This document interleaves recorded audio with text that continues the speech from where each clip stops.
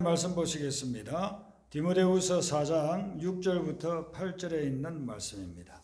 신약성경 346페이지에 있는 디모데후서 4장 6절부터 8절 말씀을 교도가도록 하겠습니다.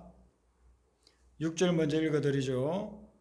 전제와 같이 내가 벌써 부어지고 나의 떠날 시각이 가까웠도다.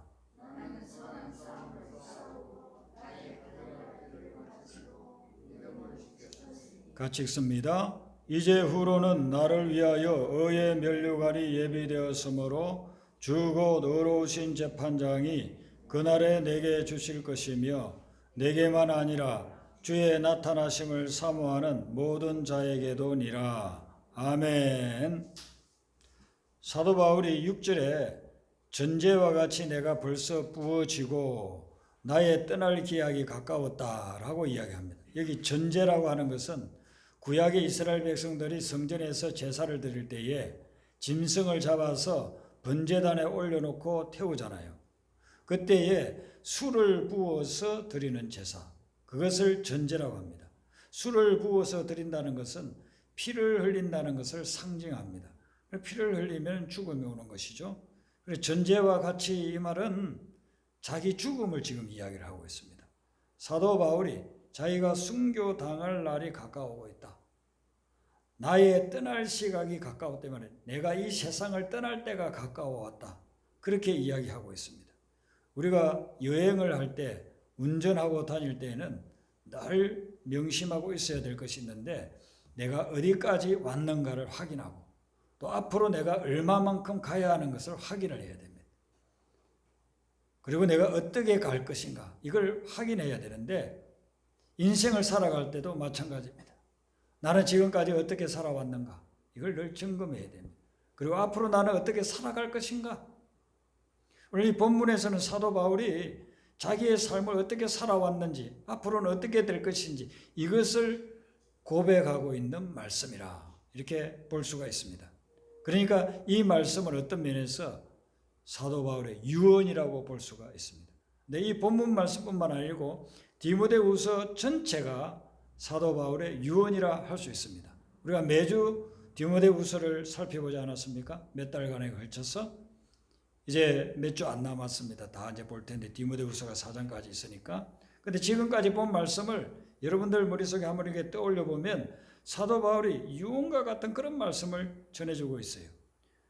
몇 가지 살펴보면 디모데후서 1장 8절에는 복음과 함께 고난을 받으라 그럽니다. 고난을 받지 않고 고난을 극복하기 위해서 환난을 극복하기 위해서 교회에 나왔는데 초신자가 들으면 시험에 들 그런 말씀이에요.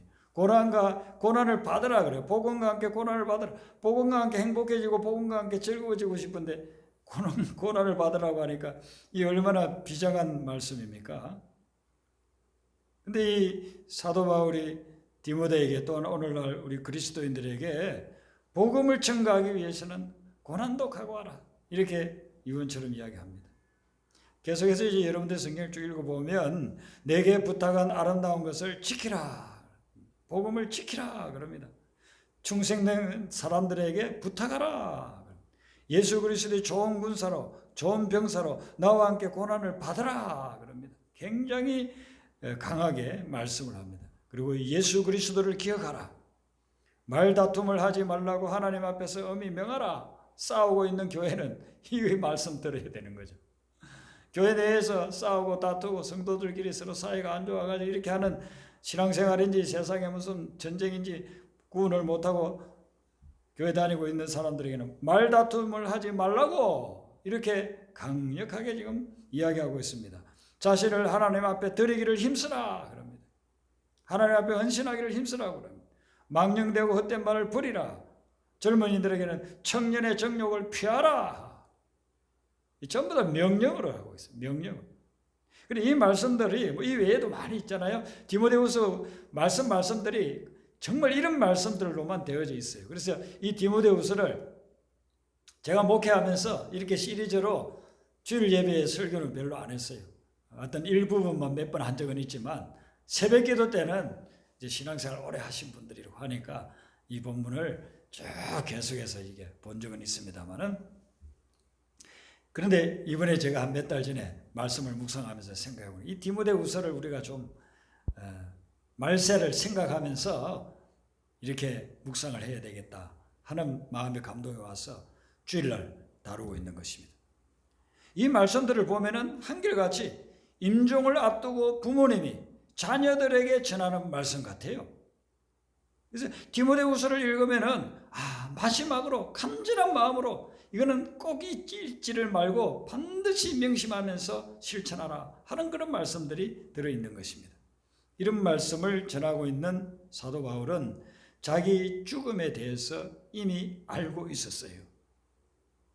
자기 죽음에 대해서 안다는 것은 굉장히 특별한 경우에만 회양됩니다. 우리가 죽음에 대해서 아는 사람이 몇 명이나 되겠습니까? 몇 프로나 되겠습니까? 죽음을 당하는 사람들의 1%도 안 될 것입니다. 그런데 성경에는 보면은 특별한 경우에 죽음에 대해서 하나님이 알려줍니다. 야곱 같은 경우도 보면은 자기가 죽기 전에 자기 12아들을 다 불러 모아놓고 다 안수기도 하면서 마지막 축복 기도를 해줘요. 그게 창세기 후반부에 나오잖아요. 야곱은 자기가 죽을 것을 벌써 하나님이 알려줘가지고 알고서 자기 아들들에게 마지막 유언으로 안수기도 하면서 축복해 주는 것입니다. 요셉도 마찬가지입니다. 요셉이 마지막 창세기 50장에 쭉 보면은 나는 죽을 것이나 하는 말씀이 나와요. 자기가 죽을 것을 알고 그리고서 너희들은 하나님의 약속대로 앞으로 약속의 땅에 갈 것이니 그런 메시지를 주고서 그리고 108세의 나이로 세상을 떠나는 것을 볼 수가 있지 않습니까?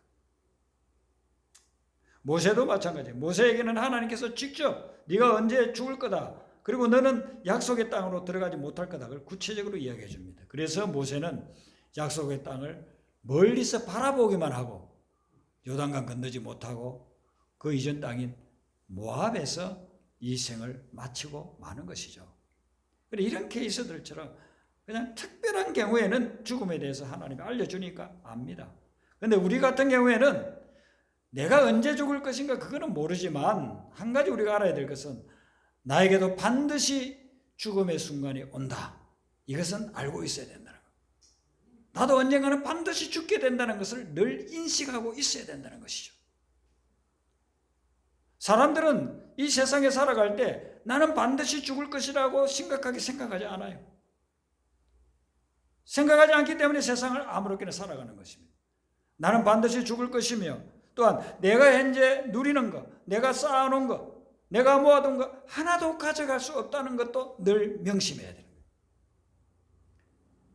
내가 언젠가는 죽을 것이라는 것을 죽음에 대해서 인식하고 있고 내가 이 세상에서 가지고 있는 것, 쌓아둔 것, 누린 것 하나도 가져갈 수 없다는 것을 인식하고 있으면 우리는 이 세상에 살아가면서 더 이상 집착하지 않게 된다는 거예요. 세상 것에 애착하지 않게 되고 세상의 욕심에 사로잡혀서 살지를 않게 된다는 것입니다. 사도 바울의 위대한 점이 참 많이 있지만 사도 바울은 이 죽음에 대해서 하나님이 알려줬는데 거기에서 두려워하고 공포에 뜨는 것이 아니라 그 죽음에 대해서 굉장히 담대하게 맞이하는 것을 볼 수가 있습니다. 전제와 같이 내가 벌써 부험이 되고 나의 떠날 시각이 가까웠도다. 그래서 두렵도다 이런 표현이 아니에요. 그 다음에 나오는 구절들 보세요.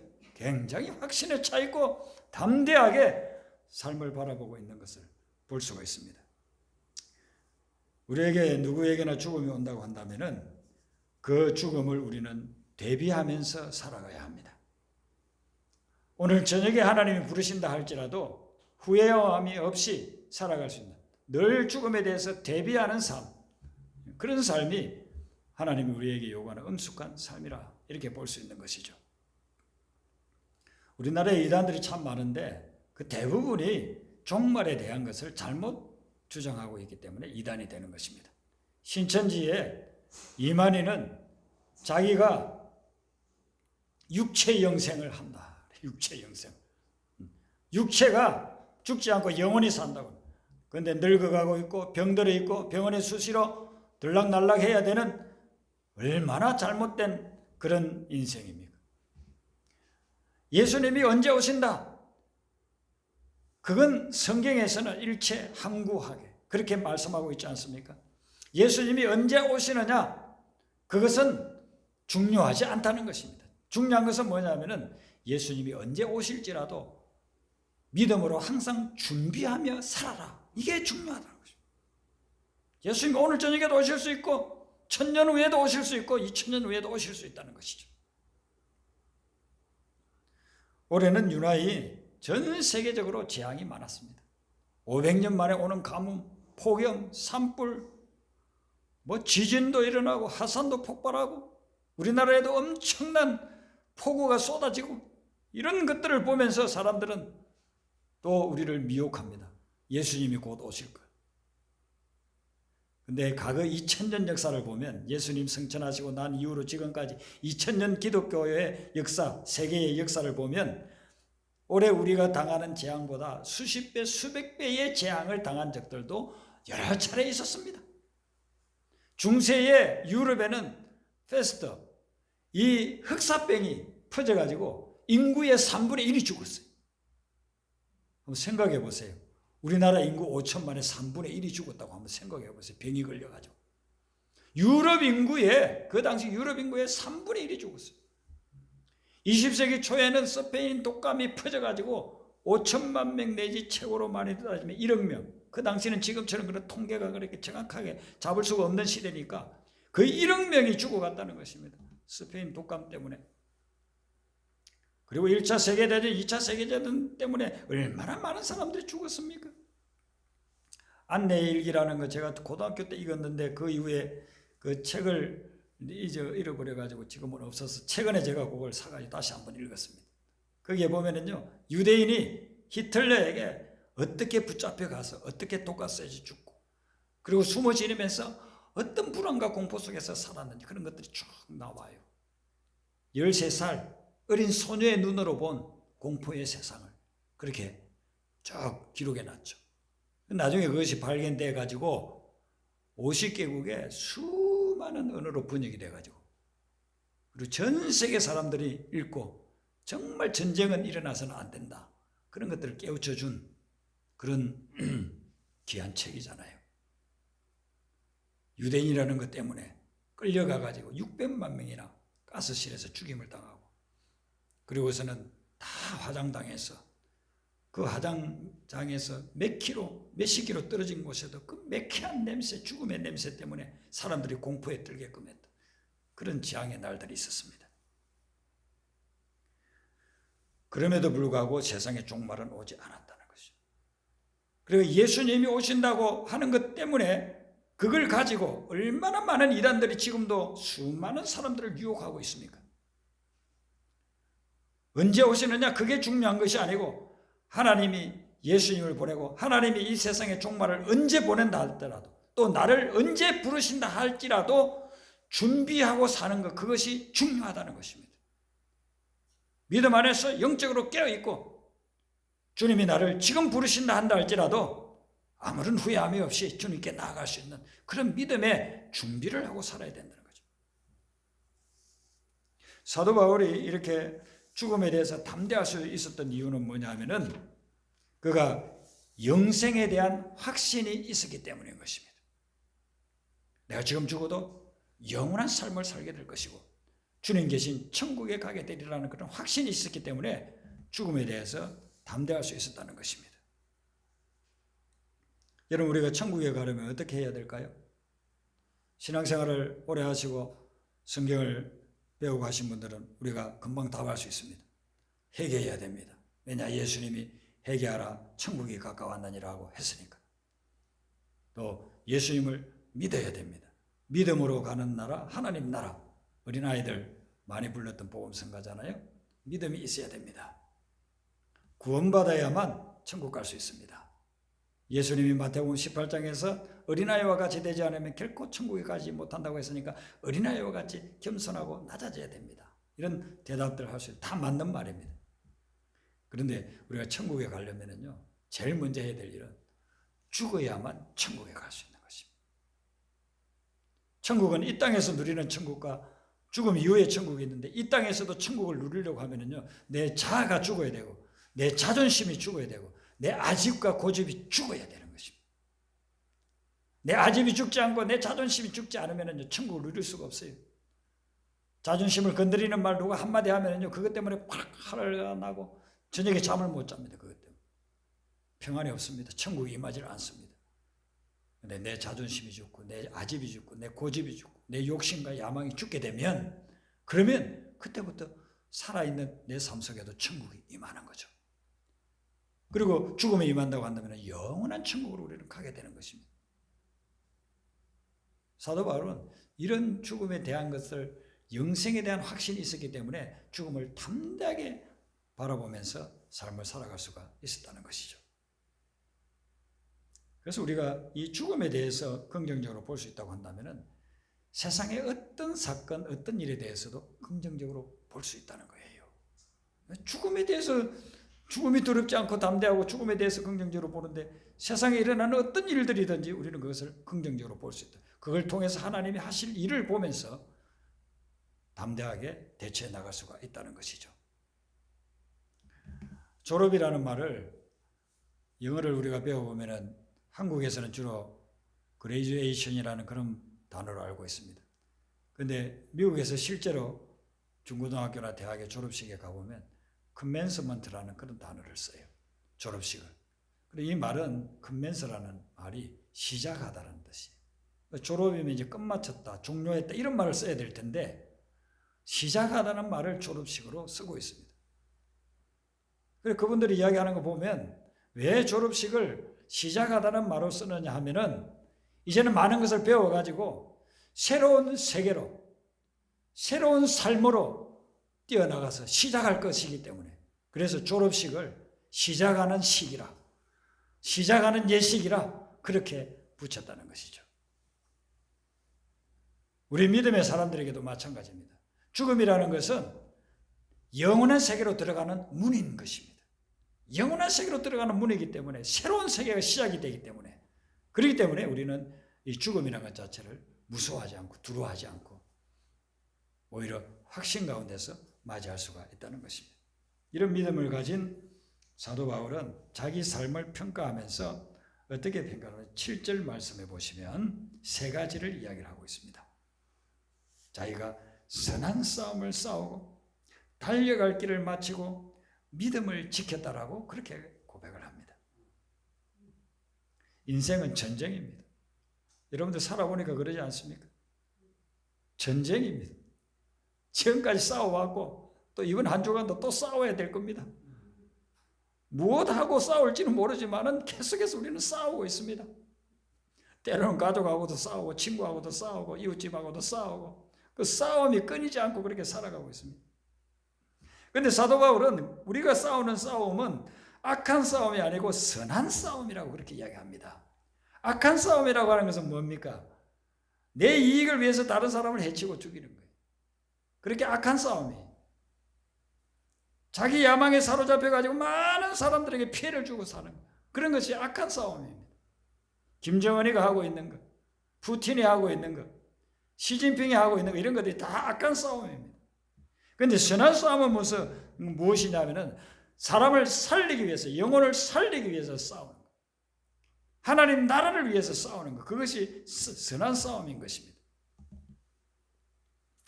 제가 아는 목사님이 목회를 한 40-50년 하셨는데, 이 크리스찬 작가가 와가지고 여기 물었습니다. 목사님은 목회를 무엇이라고 이렇게 말씀할 수 있겠습니까? 그렇게 이야기했더니만은 이 목사님이 목회는 싸움입니다 라고 이야기했어요. 목사님들이 목회에 대해서 좀 정의를 내려주세요 하면은 다른 말로 할 것입니다. 영혼을 구원하는 것입니다. 사랑하는 것이 목회입니다. 뭐 여러 가지 이야기할 수 있겠죠. 그런데 싸움이라고 이야기할 수 있겠어요. 제가 잘 아는 목사님인데 그분이 목회를 하면서 너무 힘들어가지고 스트레스 받아서 몸에 병이 나서 수술을, 큰 수술을 5번 이상을 하신 분이에요. 수술대에 올라가면서 내가 이것으로 이제 마지막일 수 있겠구나. 수술을 혹시라도 잘못되면 내가 이제 끝날 수도 있겠구나. 그런 걸 5번 이상이나 수술대에 올라가서. 그리고서 이분이 마지막 내린 결론이 목회는 싸움이라는 거예요. 자기 자신과의도 싸움이 되고 악한 영 사탄과의 싸움도 될 수 있고 교회를 무너뜨리려고 하는 악한 세력과도 싸움이고 평생 목회를 하면서 목회는 싸움이다. 근데 사도 바울이 지금 그 이야기를 하고 있어요. 선한 싸움이다. 내가 선한 싸움을 싸웠다. 지금까지 복음을 전하고 영혼을 구원하고 교회를 세우면서 숱한 선한 싸움을 싸웠다는 거예요. 그 싸움 때문에 어떤 때는 상처를 받기도 하고 고통 속에 지내기도 하고 감옥에 들어가기도 하고 이런 일들을 당하긴 했지만 자기가 싸운 것은 악한 싸움이 아니라 선한 싸움을 싸웠다. 영혼을 구원하고 하나님 나라를 위해서 사람들을 살리기 위해서 그런 선한 싸움을 싸웠다는 것입니다. 여러분들은 요즘 무엇과 싸우고 있습니까? 또 무엇을 위해서 싸우고 있습니까? 한번 점검해 보세요. 여러분들의 싸움이 선한 싸움이 되기를 바랍니다. 우리의 선한 싸움을, 사도 바울은 자기는 선한 싸움을 싸웠다고 그렇게 이야기합니다. 그리고 그 다음에 두 번째는 달려갈 길을 다 마쳤다고 합니다. 이 달려갈 길은 영혼 구원의 사명을 이야기하는 것입니다. 영혼을 구원하기 위해서 자기는 달려왔다는 거예요. 걷는 정도가 아니라 달려서 최선을 다해서 이렇게 삶을 살아왔다는 것입니다. 우리 모든 사람에게는 나름대로 달려가야 할 길이 있습니다. 부모는 부모에게 달려가야 할 길이 있고 성도는 성도로서 달려가야 할 길이 있고 목회자는 목회자로서 달려가야 할 길이 있습니다. 그 길을 사도 바울은 달렸다는 것이죠. 지금 이제 얼마 있지 않으면 주님이 자기를 부를 터인데 사도 바울의 나이가 한 60세 좀 넘었을 겁니다. 이 시점에 자기의 삶을 다 뒤돌아보니까 예수님 만나기 전에는 못된 일 많이 했지만은 예수님 만나고 난 이후에는 선한 싸움을 싸우면서 복음을 위해서 영혼 구원을 위해서 달려왔다. 이걸 자기가 고백하는 거예요. 저는 참 사도 바울이 이렇게 고백한다는 게 부러워요. 이렇게 고백할 수 있더라고요. 저는 15살에 예수님을 믿었는데 그때 이후로 지금까지 삶을 다 뒤돌아볼 때 저도 달려온다고 달려왔는데 때로는 잘못 달릴 때도 있었어요. 내 생각에는 옳다고 했는데 나중에 보니까 하나님 편에서 볼 때는 옳지 않은 그런 것들을 위해서 달릴 때도 있었어요. 선한 싸움이라고 착각하고 싸웠는데 나중에 보니까 선한 싸움이 아닐 때가 있었어요. 악한 것을 위해서 싸워버린 그런 결과가 가져온 그런 때도 있었습니다. 그런 면에서 사도 바울이 너무 부러운 거예요. 사도 바울은 나는 선한 싸움을 싸웠고 내가 달려올 길을 다 최선을 다해서 달려왔다고 이렇게 고백할 수 있는 거예요. 여러분 지금까지의 삶은 어떨지 모르지만 여러분들 앞으로의 삶은 주님이 부르실 때까지 달려갈 길을 최선을 다해서 다 달려가는 그런 삶 되시기를 바랍니다. 네. 그래서 주님 앞에 설 때 난 달려갈 길을 다 달려왔습니다. 마지막 고백은 뭐냐면은 믿음을 지켰다 그랬습니다. 여러분 요즘 세상에 믿음 지키기가 얼마나 어려운지 몰라요. 정말 믿음 지키기가 너무너무 어렵습니다. 매스컴에 보도되는 것을 보면은요, 속이는 것, 사기치는 것, 배신하는 것, 이 만날 그런 것만 나오잖아요. 남편이 아내를 배신하고, 아내가 남편을 배신하고, 직원이 상사를 배신하고, 친구가 친구를 배신하고. 그래서 이 온 세계에서 사기죄가 제일 많은 나라가 한국이라고 해요. 한국이 사기치는 사기꾼들이 제일 많은 나라라. 인구 비례로. 교회는요 어떻습니까? 교회는 전 세계에서 이단이 제일 많은 나라가 한국이야. 이것은 한국에서 산다는 것, 한국에서 신앙생활 한다는 것이 얼마나 어려운가를 입증해 주고 있는 것입니다. 사기꾼들이 주변에 버글버글합니다. 교회 내에도 버글버글합니다. 믿음 지킨다는 것이 너무나도 힘든 상황입니다. 사도 바울이 나는 믿음을 지켰다라고 고백합니다. 나는 주님을 배신한 적이 없습니다. 나는 신앙을 버리지 않았습니다. 끝까지 충성했습니다. 그 고백인 것이죠. 이와 같이 믿음으로 살아왔던 사도 바울이 마지막 8절에 자기의 확신과 자기의 기대를 이야기합니다. 그것은 뭐냐면 이제후로는 의의 면류관이 자기에게 예비되어 있다는 것입니다. 그리고 자기뿐만 아니고 주의 나타나심을 삼하는 모든 사람에게는 의의 면류관이 예비되어 있다 그랬습니다. 의의 면류관은 이게 구체적으로 무엇인지는 우리가 알지를 못해요.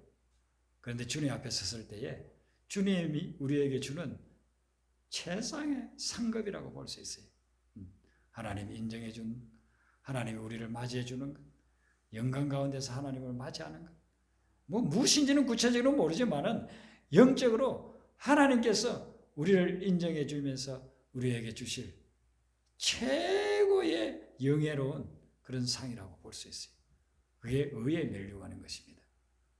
그래서 여러분들도 하나님 앞에 가는 날 예수님이 신발 벗고 나오셔가지고 여러분들을 맞이하면서 의의 면류관을 씌워주는 그런 영광의 자리에 다다르게 되시길 주님의 이름으로 축원합니다. 세상이 힘들고 어렵고 주변에는 많은 유혹의 소리들이 있지만 믿음을 저버리고 배신하는 무리들이 너무나도 많지만 우리는 끝까지 믿음을 지켜서 주님의 영광을 드러내고 주님께 상급받는 인생, 그런 인생이 되시길 주님의 이름으로 축원합니다. 우리 아까 불렀던 찬송 240장